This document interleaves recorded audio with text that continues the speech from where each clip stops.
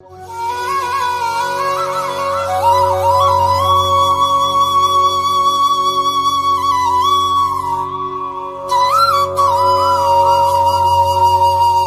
में देखते हैं कि कई लोग बिजनेस कर रहे होते हैं पर उनको बिजनेस नहीं चल पाता।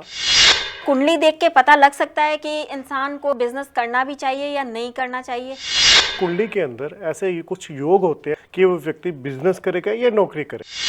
किसी का बिजनेस चलते हुए रुक जाए तो उस टाइम अपनी कुंडली एनालाइज करानी चाहिए। तो अक्सर देखे कुंडली के अंदर बिजनेस के योग ही नहीं होते, कुंडली अच्छी है पर दशा अच्छी नहीं हो रही, उस टाइम फिर बिजनेस के अंदर दिक्कतें आती है। नमस्कार, D5 चैनल हिंदी देख रहे दर्शकों का मैं वंदना स्वागत करती हूं। आज हमारे स्टूडियो में एक बार फिर से मौजूद हैं एस्ट्रोलॉजर विकास मित्तल जी। विकास जी, आपका बहुत बहुत स्वागत है। नमस्कार। विकास जी, कई लोग बिजनेस करते हैं तो कई बार उन्हें सफलता मिलती है, कईयों को असफलता मिलती है, कई लोग नया बिजनेस स्टार्ट करना चाहते हैं। तो क्या कुंडली देख के पता लग सकता है कि इंसान को बिजनेस करना भी चाहिए या नहीं करना चाहिए? बिल्कुल मतलब मैम कि हम अक्सर लाइफ में देखते हैं कि कई लोग बिजनेस कर रहे होते हैं पर उनको बिजनेस नहीं चल पाता। उसके भी कई रीजंस होते हैं कुंडली के अंदर, या कोई नौकरी कर रहा है तो कारोबार के अंदर है, नौकरी के अंदर है, वो नौकरी नहीं कर पाता, वो बिजनेस अच्छा कर पाता है। कई व्यक्ति अपने बिजनेस फैमिली से बिलोंग करते हैं जिनका पुश्तों से उनका बिजनेस चल रहा था, बट हमने अक्सर देखा कि उनके जो आगे बच्चे होते हैं वो बिजनेस ना करके नौकरी कर रहे होते हैं, या जिनके घर के अंदर नौकरी ज़्यादा नौकरी करने मिलेंगे, सरकारी या प्राइवेट, ज़्यादातर सरकारी वाले, पर उनके बच्चे नौकरी ना करके बिजनेस करते हैं। ऐसा क्यों होता है लोगों को ये क्वेश्चन? क्योंकि कुंडली के अंदर ऐसे कुछ योग होते हैं जिस हिसाब से हम देख के बता सकते हैं कि वो व्यक्ति बिजनेस करेगा या नौकरी करेगा, उसको सफलता किसके अंदर है। क्योंकि कई लोग को बोलते हैं हम बिजनेस कर रहे हैं पर नहीं काम चल पाता, उनको दिक्कत आती है। तो ऐसे लोगों की कुंडली में अक्सर देखे कुंडली के अंदर बिजनेस के योग ही नहीं होते, उनके अंदर नौकरी के योग ज़्यादा होते हैं। तो हम उनको जब रिकमेंड करते हैं वो बिजनेस छोड़ के जब नौकरी कर रहे होते हैं तो उनको नौकरी में ज़्यादा सफलता मिलती है। वैसे ही सेम केस नौकरी के साथ भी है कि नौकरी कर रहे होते हैं पर उनको लगता है नौकरी दिक्कत आ रही है, कभी बॉस से लड़ाई हो रही है, कभी कुछ कभी कुछ। तो हम उनको फिर कई बार कुंडली के अंदर देखते हैं कि बाकी सब कुछ ठीक है बट उसको जो करना है, जो उसका जिस चीज़ में मन है वो कार्य वो कर नहीं रहा, तो उसको हम बोलते हैं कि तुम ये बिज़नेस करो, तुम्हारी कुंडली बिजनेस सपोर्टिव है, तुम बिज़नेस करो। जब हम उनकी कुंडली को देख कर उनको हम बोलते हैं कि आप बिज़नेस करो, तो हमने देखते हैं कि जो नौकरी में उसको सफलता नहीं मिल रही तो बिज़नेस के अंदर सफलता मिलनी शुरू हो जाती है। ज्योतिष के हिसाब से कैसे पता चलता है कि किसको कौन सा बिजनेस करना चाहिए? मैम पहले तो मैं आपको ज्योतिष के अंदर ये बताना चाहूँगा कि उसके अंदर योग कौन से होते हैं बिजनेस के। उसके अंदर हम देखते क्या है, कुंडली के अंदर भाव होते हैं। सबको पता है कि उनकी कुंडली के 12 खाने बने होते हैं कि इसका महत्व क्या है। हर एक खाने का महत्व, अपने खाना नहीं बोलूँगा, उसको भाव बोलूँगा। वैसे इसका एग्जैक्ट वर्ड एस्ट्रोलॉजी के अंदर भाव है, कि वो भाव इसलिए बोले जाते हैं कि उसके अंदर 12 भाव है व्यक्ति के अंदर, क्योंकि हर एक जो नंबर है, हर एक जो उसका जो भाव बने हुए हैं उसका अलग अलग महत्व है। उसका हम देखते हैं उसके भाव कैसे हैं, वो क्या करना चाहता है क्या नहीं, वो उसको देख के बोलते हैं। इसलिए हम उसको खाना नहीं बोलते, खाना लाल किताब के अंदर यूज़ है, तो जो प्राचीन एस्ट्रोलॉजी के अंदर हम उसको भाव बोलते हैं। पहले तो मैं आज आपको ये बात क्लियर करूं।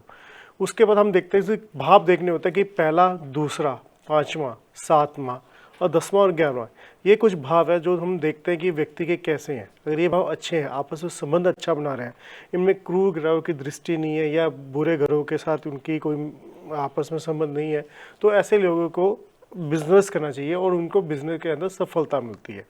वैसे ही हम जो भाव तो देखेंगे, कुछ कारक ग्रह भी देखेंगे।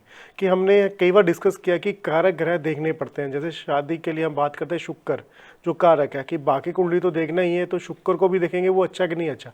अगर वो दिक्कत है तो अगर शादी के योग इसी वजह से कई बार नहीं बन पाते कि जो कारक ग्रह है वो डिस्टर्ब होता है। वैसे सेम बिजनेस के साथ भी है। तो बिजनेस के जो कारक ग्रह है शनि, राहु, बुध और बृहस्पति, ये 4 ग्रह हैं जो हम बिजनेस को रिप्रेजेंट करते हैं। इनको भी कुंडली के अंदर देखना पड़ता है कि इनकी अंदर बिजनेस के अंदर इनका योगदान कितना अच्छा है कितना नहीं उस कुंडली के अंदर। अगर इनको भी पीड़ित है तो व्यक्ति को हमने अक्सर देखा कि बिजनेस करने में उसको कठिनाइयाँ महसूस होती हैं। ये सब कुछ एनालिस करने के बाद हम उसको सजेशन देते हैं। और कई बार हमने अक्सर देखा है कि कुंडली, लगन कुंडली के अंदर योग अच्छे होते हैं, कारक भी अच्छे होते हैं, फिर दिक्कत का है।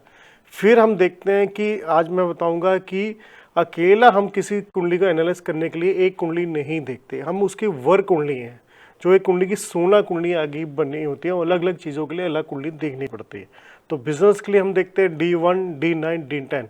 D9 को हम नमाज कुंडली भी बोल देते हैं और D10 को दशमाश कुंडली भी बोल देते हैं। जिनको तो ज्योतिष आता है उनको पता है कि इनके क्या क्या नाम है, क्या मतलब है। तो हम बिजनेस की बात करें तो बिजनेस के अंदर हम देखते हैं कि नमाज कुंडली में भी कुछ अच्छे योग है कि नहीं है, उसके अंदर दिक्कत तो नहीं है, तो वो भी हम देखते हैं। अगर नमाज अच्छी है फिर दशमाश कुंडली भी देखते हैं कि दशमाश कुंडली वो भी इंडिविजुअल चेक करते हैं कि वो कुंडली अच्छी है कि उसमें कोई दिक्कत नहीं। ये सब कुछ देखने के बाद हम उनको रिकमेंड करते हैं कि आपको बिजनेस करना चाहिए या नौकरी करना चाहिए। अगर किसी का बिजनेस चलते चलते ठप हो जाता है तो ज्योतिष में इसके क्या कारण हो सकते हैं? देखो, हम अगर बात करें किसी का बिजनेस चल रहा है, वो कुंडली भी अच्छी है, तो उस टाइम क्या होता है कि कोई बुरी दशा भी आ जाती है। अगर हम बात करें दशा होगी कि कुछ योग है, ये जरूरी नहीं कि आपके सभी योग अच्छे हैं फिर भी बिजनेस नहीं चल रहा। तो कई बार क्या होता है कि उस टाइम जो आपकी दशा चल रही है, प्रत्यंतर अंतरदशा या महादशा दिक्कत दे रही है, तो उसका हम दशा देखते हैं कि उसकी दशा कोई नेगेटिव तो नहीं है।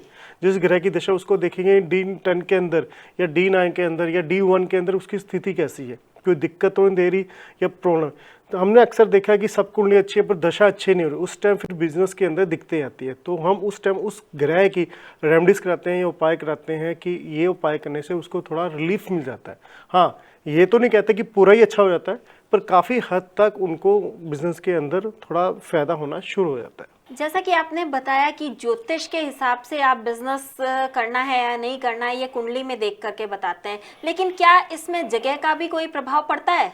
हम बात करते हैं कि जगह की बात करते हैं कि जगह का महत्व तो होता ही होता है। क्योंकि अगर हम देखें कि अक्सर, वैसे ये जो आपने क्वेश्चन पूछा गया ये वास्तु का क्वेश्चन है, फिर भी मैं इसमें आपको जवाब देता हूँ। क्योंकि जगह देखी जाती है कि जो आपने कार्य करना है क्या वो क्षेत्र उस कार्य के लिए उचित है कि नहीं है। ये वास्तु के अंदर मेन चीज़ देखा जाता है कि अगर हम किसी अपना घर देखना चाह रहे हैं तो घर के सिलेक्शन के लिए चाहते हैं कि हमें यहाँ पे घर बनाना, तो उस घर के अंदर सबसे पहले एज ए वास्तुशास्त्री मैं वहाँ पे जाके देखूँगा वो जगह कैसी है, जगह के पास का एरिया कैसा है, कोई फैक्ट्री है, कोई मंदिर तो नहीं है, यानी कई चीज़ें देखनी पड़ती है कि क्योंकि हम जो रहना चाहते हैं बड़ा सुकून से रहना चाहते हैं, तो हमें कोई रहने में कोई दिक्कत ना है। उसकी जो कॉलोनी आसपास कैसी है, वो एरिया में कैसे लोग आते जाते हैं, वो सब कुछ वास्तु के अंदर देखना पड़ता है। उसके हिसाब से हम डिसाइड करते हैं कि वहाँ पे घर बनना चाहिए नहीं बनना चाहिए। उसी हिसाब से बिजनेस के अंदर भी है। अगर हम एक जनरल स्टोर खोलने की सोच रहे हैं कि हमने कोई जनरल स्टोर सोचना है, तो हम वहाँ पे जाके ये तो देखेंगे पहले कि आबादी कैसी है, जिस टाइप का हमने जनरल स्टोर खोलना वहाँ पे परचेजर है कि नहीं है। हम अगर मैं सुनसान जगह पे जाके वो बिजनेस खोल दूँ तो नेचुरल नहीं चलेगा। तो जगह का महत्व काफ़ी है और डायरेक्शंस भी होती है कि कौन सी डायरेक्शन किस बिजनेस के लिए सूट करती है, वो ये अलग विषय है, वो भी हम देखेंगे। अगर आपके पास सपोज करो कोई भी डायरेक्शन घर है तो हम अंदर उसकी ऐसी सेटिंग कराते हैं ताकि जो उसको दिक्कत ना आए डायरेक्शन की वजह से, तो उसका बिजनेस चलना शुरू हो जाए। अगर किसी को नया बिजनेस स्टार्ट करना हो तो उसके लिए उसे क्या करना चाहिए? क्या कुछ ऐसे उपाय हैं जिससे कि उनका बिजनेस एकदम स्टार्ट करते ही अच्छा चलने लगे? देखो मैम, अगर हम बात करें बिजनेस स्टार्ट करने की, सबसे पहले अगर आप ज्योतिष के अंदर विश्वास करते हैं तो आप अपनी कुंडली का किसी अच्छे ज्योतिष से एनालाइज कराएं कि वो दिखाएं उनको कि मैं अगर व्यापार करना चाहता हूं कि जो व्यापार मैं करने जा रहा हूं वो व्यापार मेरे लिए सूटेबल है कि नहीं। क्योंकि दुनिया के अंदर हर एक चीज़ हर एक के लिए नहीं बनी। जैसे कई व्यक्ति लोहे का व्यापार करते हैं पर उनको उसमें कामयाब नहीं मिलती क्योंकि वो बिजनेस उनको सूट नहीं कर रहा। बिजनेस कुंडली के अंदर बिजनेस के योग हैं, अच्छे ही होंगे, पर जो आप कार्य करने जा रहे हो क्या वो कार्य आपको सूट कर रहा है कि नहीं कर रहा, कुंडली के अंदर सपोर्ट कर रहा है नहीं कर रहा, ये सब कुछ देखना पड़ता है। उसके बाद आप डिसाइड करो कि मुझे क्या बिजनेस करना चाहिए। सबसे पहले तो यही है। उसके बाद फिर बात करते हैं कारग्रह की। अगर आपके कुंडली के अंदर कारग्रह आपको प्रभाव नहीं दे रहे तो उनको भी देखना पड़ता है, फिर हम उनकी रेमेडीज कराते हैं। जैसे हम बृहस्पति की बात करें कि बृहस्पति अगर आपका सपोर्टिव नहीं, क्योंकि बृहस्पति फाइनेंस का कारक है। पैसा जो हम देखते हैं बृहस्पति से भी देखते हैं कि बृहस्पति कैसा है, कैसे फाइनेंस का। तो अगर आपको पैसे की दिक्कत आ रही है तो हम फाइनेंस की बृहस्पति की कुछ उपाय कराते हैं। फिर हम कहते हैं बुध की। बुध जो मेन ग्रह है बिजनेस का, बुध है जो बुद्धि का भी कारक है, तो हम उसको भी देखते हैं कि आपका बुद्ध कैसा है, व्यक्ति के पास कितनी क्षमता है, बुद्धि की कितनी नॉलेज है। ये सब कुछ देखने के बाद हम फिर उपाय कराते हैं कि ये बिजनेस स्टार्ट करने में आप कुछ ये उपाय कर लें ताकि आपको बिजनेस करने में कोई दिक्कत ना आए। और अगर किसी का बिजनेस चलते चलते रुक जाए तो उसे क्या करना चाहिए? मैंने आपको पहले ही बताया कि अगर किसी का बिजनेस चलते हुए रुक जाए तो उस टाइम अपनी कुंडली एनालिसिस करानी चाहिए, क्योंकि आज मैं आपको कुंडली के हिसाब से बता रहा हूँ, जनरल उपाय नहीं, कि कुंडली एनालिसिस की अच्छे से एनालिसिस करानी चाहिए कि उस टाइम कोई आपकी ख़राब दशा तो नहीं शुरू होगी, क्योंकि कई बार या शुरू होने वाली तो नहीं है, क्योंकि कई बार अक्सर क्या होता है कि जो भी अच्छी या बुरी दशा अगर आने वाली है उसका फल कुछ महीने पहले ही मिलना शुरू होता है, इंडिकेशन देने शुरू कर देते हैं ग्रह। तो आपको उस टाइम एनालिसिस कराना चाहिए कि मेरी कुंडली के अंदर कोई ख़राब दशा तो नहीं शुरू हुई, जैसे 6, 8, 12 की, या कोई आपका ग्रह किसी क्रू ग्रह से दृष्ट तो नहीं है। कई चीज़ें देखनी है ताकि आपको एनालिसिस कराने तो उस ग्रह का पंडित जी जो आपके ज्योतिषाचार्य है वो आपको बता के उनके उपाय करा के आपको थोड़ा सा रिलीफ मिलना शुरू है। मैं ये नहीं कहूँगा कि आपको 100% रिलीफ मिल जाएगा, पर काफ़ी हद तक आपको रिलीफ मिलना शुरू हो जाएगा। अभी आपने कहा कि अगर अच्छी दशा आने वाली होती है तो ग्रह पहले से इंडिकेशन देते हैं, तो किस टाइप का इंडिकेशन मिलता है? मैं सबसे जब आपकी अच्छी दशा आनी शुरू होती है, अगर आप बुरी जो दशा से गुजर रहे हो तो आपको यह का जब आने वाली होती है आपको इंडिकेशन आने शुरू होते हैं, आपको आपके बिजनेस के अंदर, आपकी बॉडी के अंदर, आपकी नेचर के अंदर आपको चेंजिंग नजर आनी शुरू हो जाती है। जो पहले आप स्ट्रेस में रहते थे वो स्ट्रेस कुदरती तौर पर कम होना शुरू होता है, और आपको जो रिजल्ट नहीं मिल रहे थे, इतना कई व्यक्ति काम बहुत करते हैं पर उनको जो रिजल्ट नहीं मिलते, तो आपको धीरे धीरे रिजल्ट मिलने शुरू होते हैं। ये इंडिकेशंस हैं अच्छी दशा आने के, कि वो आपको कुदरती तौर पे आपका माहौल वैसे बनना शुरू होता है। अगर आपके साथ कोई बुरी संगत जुड़ी हुई है जो बुरे समय के, वो कुदरती तौर पे आपसे दूर जाने शुरू हो जाते हैं। ये कुछ सिम्टम्स आपको खुद ही आपको महसूस होना शुरू हो जाता है कि मेरा समय अच्छा आना शुरू हो गया। क्या किसी इंसान को बिजनेस स्टार्ट करने से पहले ऐसा कुछ करना चाहिए जिससे कि उसका बिजनेस अच्छा चल जाए? घर बैठे ही कोई उपाय ऐसा हो? मैडम, इसका कोई बिज़नेस स्टार्ट करने से पहले कोई जनरल उपाय तो नहीं है। हम ये कहते हैं कि जब भी बिज़नेस स्टार्ट करना है तो अपने बड़ों का आशीर्वाद लेना चाहिए, और पहले तो एक्सपीरियंस होना चाहिए। जो मेन जो बेसिक नॉलेज है कि जो आप बिज़नेस करने जा रहे हो, क्योंकि पैसा है, पैसा कमाना बहुत मुश्किल है आज की डेट में, तो आपने पैसा इन्वेस्ट करना है। अगर आप बिज़नेस करना चाह रहे हो तो उससे पहले उस बिज़नेस की आपको नॉलेज ज़रूर होनी चाहिए, ताकि आपको अगर नॉलेज नहीं है तो आपको दिक्कतें आ सकती हैं। तो इसलिए पहले तो आपको नॉलेज होनी चाहिए, और कुछ परमात्मा का नाम बहुत ज़रूरी है, उसके अंदर के परमात्मा से आप आशीर्वाद लेके बिजनेस स्टार्ट करें तो मुझे नहीं लगेगा कि आपको दिक्कत आएगी। कई बार ऐसा होता है कि एस्ट्रोलॉजर के पास जाते हैं, कुंडली दिखाते हैं और वो बोल देते हैं कि नहीं, आपको बिजनेस स्टार्ट करना है तो आप पहले ये नग धारण करें।